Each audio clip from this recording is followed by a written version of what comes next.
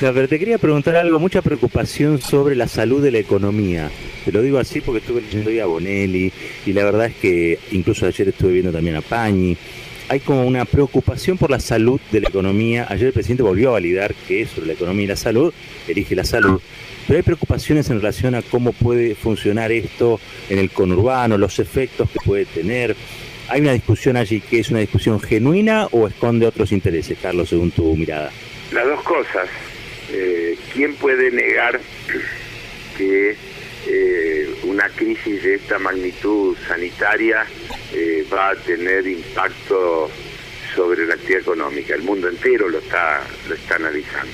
El tema se torna más complejo y dramático cuando el problema se plantea en países como la Argentina, que estaban en una situación ya compleja, delicada, antes de esta crisis.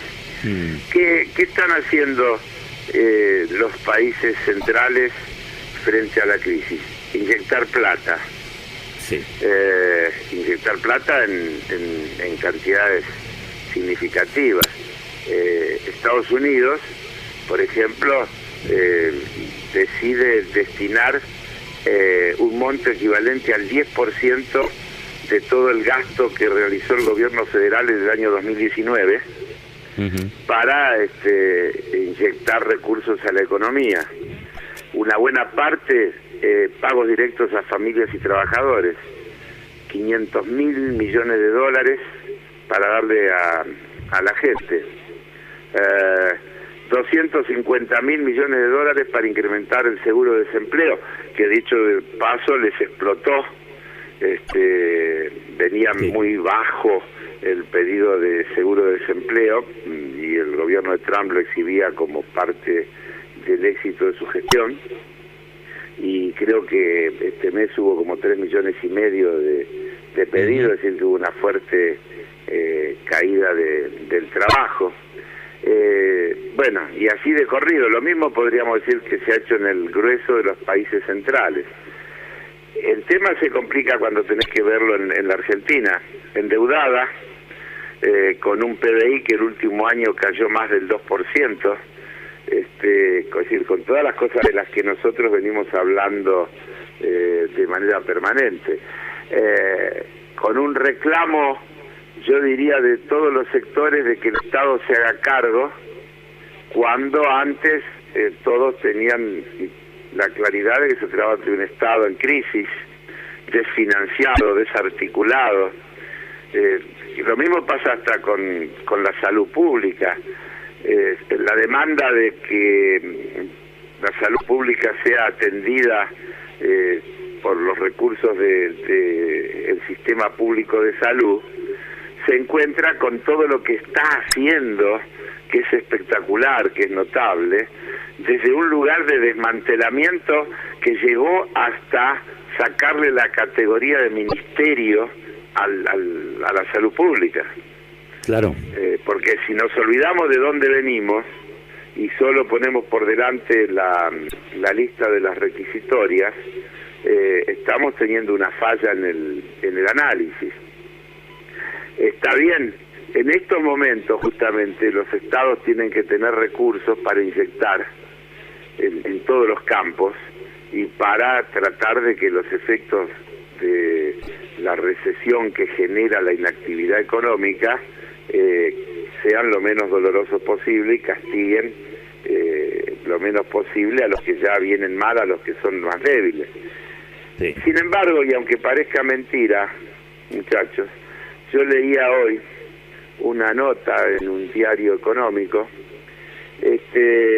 que propone con cierta prolijidad, pero las cosas que nos han parecido horribles y que hemos visto que ha propuesto, por ejemplo, Brasil a través de su presidente, o Chile, vinculado a los salarios, por ejemplo. Hoy leo una nota en el Cronista que dice, por ejemplo, respecto a los salarios públicos, mirá con qué delicadeza, respecto de los asalariados, el Estado podría coordinar alguna rebaja de ingresos al estilo de lo que se hace en las suspensiones. El trabajador que se queda en su casa reduce algunos gastos, y en el contexto actual difícilmente los consuma. Entonces dice, los gastos salariales, que son una parte importante del presupuesto de provincias y municipios,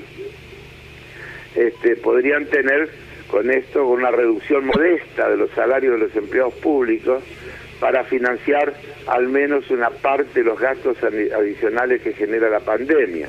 Y sigue, en el sector privado se podría habilitar en forma voluntaria la misma opción, en lugar de forzar a todas las empresas a pagar el 100% de los sueldos. Una suerte de estado intermedio entre el repro y el pago del 100%. Sí. Y posiblemente también sea necesario alguna rebaja de contribuciones patronales para las empresas que paguen los sueldos puntualmente. Y va más allá. Dice que hay que apoyar a las empresas, pero no es momento de tratar diferente a pymes de empresas grandes, como si las espaldas de ambos fueran iguales. Y también dice, hay que evitar cometer el error del 2019, el del 2009, perdón. En aquella oportunidad se aumentó el gasto público primario, pero no se lo redujo cuando la economía se normalizó.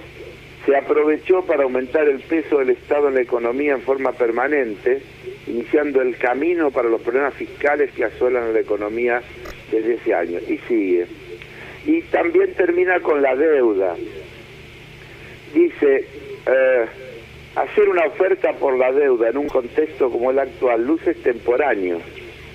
Ni el gobierno ni los acreedores pueden evaluar adecuadamente las opciones en un escenario como el actual.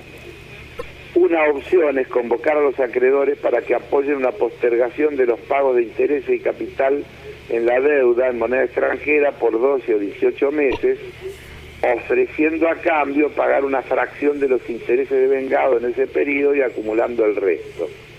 El gobierno obtiene un alivio importante en la caja y los acreedores pueden reclamar judicialmente sus montos intactos, si así lo desean, en el 2021. Negociar de buena fe requiere adaptarse a las circunstancias para no parecer que se trata de sacar provecho de una crisis mundial. Yo te diría, ahí tenés el resumen de lo que no hay que hacer. Está muy bien eso. ¿No? Pero esto es lo que se discute. Porque el tema es quién paga esto. Claro. ¿Quién se hace cargo? ¿De dónde salen los recursos? Los gobiernos de los países centrales liberan recursos, los organismos multilaterales liberan a los países de los compromisos sobre endeudamiento y déficit fiscal, es decir, que encuentran que el déficit fiscal es una herramienta útil para enfrentar las situaciones de crisis. Y todas esas son cosas que seguramente aquí el presidente, el equipo económico estarán evaluando, ¿no es cierto? Porque arrancan de -10 y tienen que priorizar la vida como lo estamos haciendo, que me parece que es fundamental y está clarísimo, y al mismo tiempo tratar de que el resto de las cosas no se deteriore de manera que terminen afectando la vida. Claro. Carlos. Porque todo lo que se destruya en esta etapa después son costos que habrá que asumir y cuestiones que nos van a costar poder resolver. Entonces acá, cuando Alberto Fernández pide la creación de un Fondo Mundial de Emergencia, en realidad está diciendo, porque los fondos se componen de también, como todo, de un activo y un pasivo. Primero, ¿quiénes ponen? Y segundo, ¿a quiénes le van los recursos que allí se ponen? Uno tendría que decir, la lógica es que pongan los que están mejor y se reciban los beneficios los que están peor. Esa sería la lógica de un fondo mundial de emergencia, porque si digamos es una cosa que todos ponen parejo o todos sacan parejo, estaríamos al final en la misma situación que estamos.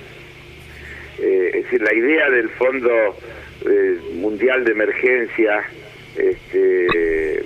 y la idea de que nadie se salva solo y que hace falta un gran pacto de solidaridad global, yo las comparto 100%. El tema es si el mundo y si los países centrales y los que manejan los grandes recursos están dispuestos esos países centrales, por ejemplo, a llevar una acción sobre los paraísos fiscales, de lo que ayer habló también Alberto Fernández. Porque allí hay recursos seguros para alimentar ese fondo solidario de emergencia que llegue a los países de mayores dificultades para poder tener un camino de salida de la crisis, por ejemplo. Carlos, te quiero hacer una preguntita en relación a... Ahí se me fue tu voz, ¿Me escuchás bien ahora? Ahora sí. También en relación al cronista de hoy, hay una nota que dice que para el FMI la Argentina vuelca el 1% del PBI contra la pandemia, e inmediatamente al lado un título que dice: advierten que no alcanza el actual límite de emisión para financiar todo el plan. ¿Qué significa esto? Bueno, significa eso, lo que más o menos es lo mismo que venimos hablando. No vi esa nota, porque no alcanzo a verlas todas, pero... vos tenés a los monetaristas que están horrorizados con la posibilidad de que se emita. Sí. Y tampoco uno cree que el tema es darle a la maquinita y con eso se resuelve todo. Pero en épocas normales, ante esta misma pregunta, yo he contestado que asumir un déficit fiscal determinado para reactivar la economía o para evitar en este caso que la economía se desmorone es una herramienta absolutamente válida, tan válida que la Unión Europea la establece en un 3% del PBI y además ahora lo liberó a los países de ese límite y les permite que tengan un déficit fiscal mayor y un endeudamiento mayor para que la economía no caiga. Claro. Aquí los monetaristas de siempre van a cuestionar el uso de la emisión como una herramienta para inyectar recursos a la economía. Y uno tampoco cae en la cuestión fácil de decir, bueno, denle a la maquinita que con eso se arregla el problema. Pero también es cierto que de la Argentina los últimos 4 años se fueron casi 100.000 millones de dólares. Hoy estaba leyendo un informe que la deuda externa argentina aumentó casi 100.000 millones de dólares durante los años de gestión del gobierno anterior. 62% creció exactamente la deuda externa durante la gestión del gobierno anterior. Y ese endeudamiento se parece muchísimo a la cantidad de recursos que se fueron del país. Entonces, aunque no sea una ecuación directa, de hecho, esos fondos generaron en el marco de una política de libertad cambiaria que los que quisieron se la llevaran. Y lo peor es que lo hicieron en un marco de legalidad, porque se crearon las condiciones para lo que pudieran hacer. No fue la fuga tradicional de otras épocas que se hacía a través de mecanismos sofisticados de la gran banca internacional, de lo que se llamaba banca privada. Estaba legalizado. Claro. Cualquiera que tuviera la plata iba a cualquier banco, podía comprar cualquier cantidad de dólares y llevárselos a donde quisiera, y digamos que eso no tenía que hacerse en el marco del secretismo o de la no transparencia, porque había sido legalizado. A partir, ¿te acordás de aquella frase del expresidente? Ahora vamos a tener que dejar de escondernos. Sí. Bueno, entonces, la Argentina generó todo este tiempo grandes recursos, pero el problema no es cuántos recursos se generan, sino quién los acumula y cómo se distribuyen. Siempre la cuenta termina en el mismo lugar. Y lo que el mundo tiene que discutir es si esta dramática experiencia que está atravesando es el punto de partida de la discusión de un nuevo modelo de acumulación y distribución global. Porque si no, cada uno va a salir como puede, más o menos, pero luego vamos a volver a las mismas cuestiones, y los que pedían el Estado mínimo van a volver a pedir el Estado mínimo, y los que pedían la restricción del gasto público van a volver a pedirlo, y todo va a volver a la normalidad, entre comillas, que el modelo neoliberal intenta sostener. Hoy parece imposible, pero yo me permito insistir en esto porque esto que yo digo lo he dicho en la etapa de la normalidad, que había que hacer eso, y que la economía finalmente es cómo se acumula y cómo se distribuye, y que un fondo de emergencia es quién pone y quién recibe, y así de corrido. Y ese es el desafío que tenemos por delante. En tanto el gobierno viene haciendo, yo diría, más de lo que uno se imaginaba que puede. Toma medidas, congela alquileres, congela prepagas, toma medidas para generar financiamiento a los sectores que puedan acceder a ese financiamiento, le otorga recursos, aunque sean insuficientes, a aquellos que no tienen ningún ingreso, y así, con la premisa de ir desde los que están peor hacia arriba, viene actuando, yo diría, de manera excelente. Y Carlos, déjame que te diga, en función de lo que vos estabas mencionando, de los 100.000 millones de dólares de fuga, también hay una previa que está vinculada a qué dejó como ajuste el gobierno de Mauricio Macri. No digo, porque yo leía por allí que en el Posada será uno de los lugares donde se estará probando lo que la Organización Mundial de la Salud está definiendo como uno de las test que puede hacerse en función de combatir el coronavirus. Y yo decía, el Posadas es uno de los hospitales que más sufrió el ajuste macrista, ¿no? Claro. Bueno, por eso yo casi al pasar recordé que el Ministerio de Salud fue reducido a Secretaría, que no es como ahora le escuchaba el otro día a una ex ministra del gobierno anterior decir que eso era una formalidad porque era una Secretaría que funcionaba como un ministerio, no es cierto. Cuando se le saca o se le da una categoría, si vos creás un Ministerio de Medio Ambiente, estás dando una señal de que es un tema que le vas a dar importancia y que le vas a dar recursos materiales y humanos para llevar adelante una gestión. Si vos creás un Ministerio de Ciencia y Tecnología, estás marcando que formás parte de un Estado que le da a la ciencia y a la tecnología un papel relevante. Cuando haces lo contrario, indicás lo contrario.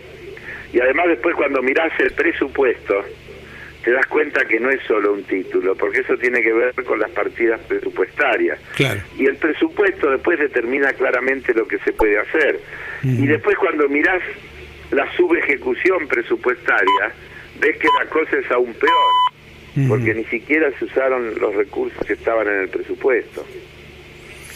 Clarísimo. Entonces, efectivamente, pero eso ya está porque pasó. Claro. Yo lo digo para que la memoria nuestra no sea corta, y que solo seamos sensibles a todo este razonamiento en el medio de la crisis, y que esto efectivamente nos sirva para construir una sociedad solidaria, una sociedad más justa, que incluya a todos, que tenga y a todas, y que piense no en la meritocracia, sino en las necesidades y en cómo se atiende desde las necesidades y cómo se le da a todos igualdad de oportunidades en serio, y que uno no es que es lo que yo me merezco, sino es la posibilidad que a mí me dieron y cómo me ayudaron, y cómo me sostuvieron.